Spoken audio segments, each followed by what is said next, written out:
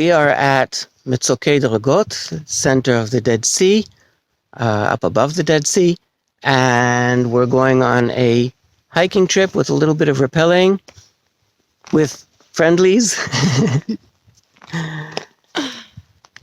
We're going to go that way along that trail there, and then down into the valley. Okay. We'll soon be there. Check this out.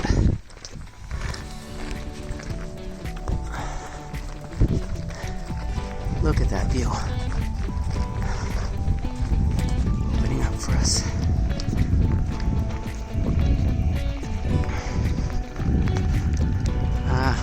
You should be here and see this firsthand. Wow. Right, we're almost there at the beginning of the trail. Okay, so we're at the head of the trail. Sitting down to eat something, make some tea. And that bird there was a Tristram's grackle. There she is. Coming to say hello, see if we have any leftovers. Can I do that?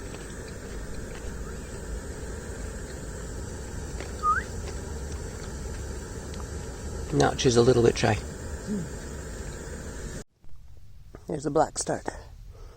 It's a common bird here. Or you can see why they're called black starts.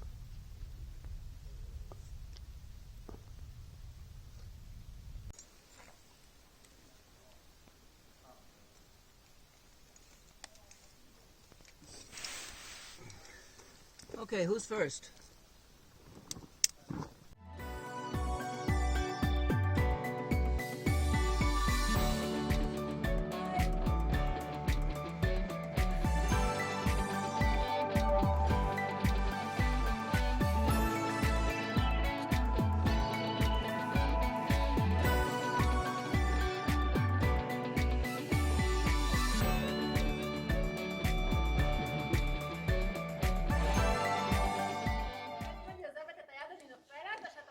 אני מחזיק.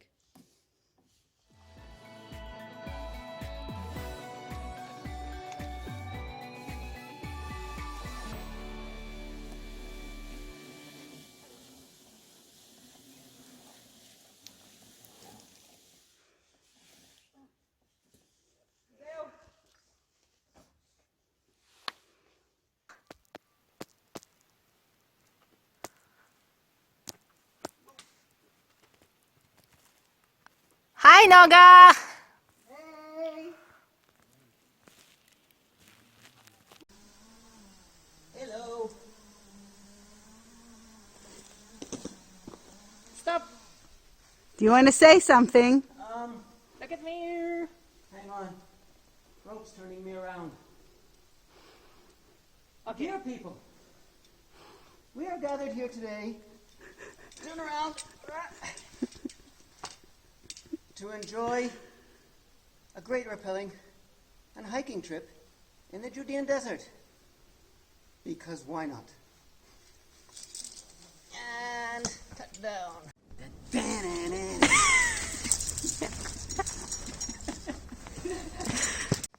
We finished our rappel. We're walking down Wadi Mashash.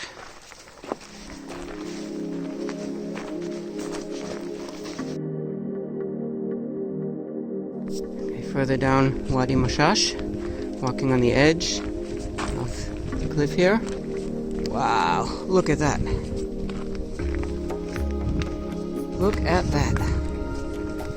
Woo! Isn't that beautiful?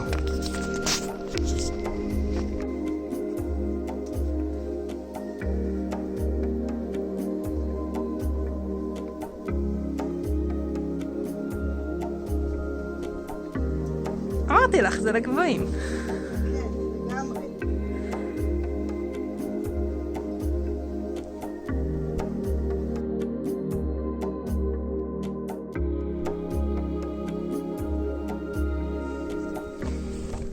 Okay, where are we? We're right at the junction, the meeting point of Wadi Tkoa, which comes from the Herodium and Tkoa. Wadi Mashash, which we just came down.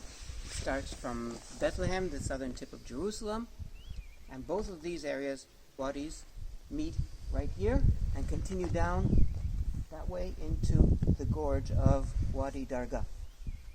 And any rainfall that falls in between these two valleys or nearby on the outside of them eventually flows down into the valleys, comes down here, and flows down towards the Dead Sea. Now that's a huge amount of water. That covers an area of almost 240 square kilometers.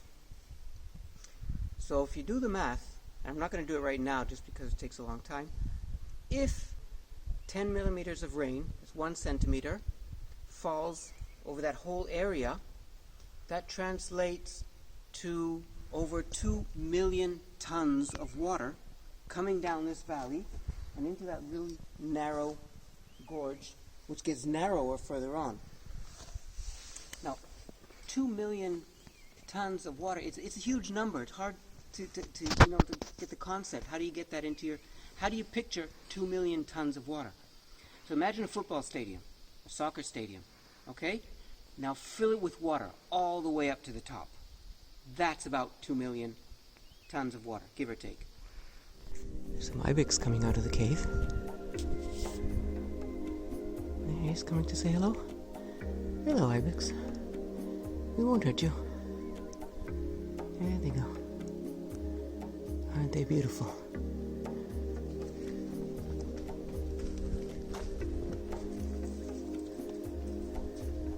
Where is he? Yeah. Okay, we are at the Murabat caves. Murabat is Arabic for square. You can see how the roof looks like a square. The roof and the walls of this cave gave them, the shape gave them their names. It's above the Darga River. Now what's interesting about these caves, beyond their location, which is absolutely beautiful, you can see the view from here is amazing, is the story of Bar Kokhba, the Bar Kokhba revolt in 132 to 135 CE. Over the years, over the millennia, the centuries from the time of the revolt, the story of the revolt was told and retold from father to son and so on and so forth. And then towards the modern era, 19th century, 20th century, people started to believe that most of it was legend and that the revolt did happen, but maybe the leader of the revolt, Shimon Bar Kokhba, didn't really exist. I don't know. I mean, it sounds too like a legend. Okay? And then, during the digs in the caves of the Judean deserts in the late 1940s and 1950s, a Dominican monk, who's also an archaeologist, came here and dug in these caves. His name was Roland Devaux, a French guy. And one of the most important, amazing things that he found here was a letter. A piece of card with a letter written on it. And I'll read it in Hebrew and I'll put the translation down here somewhere.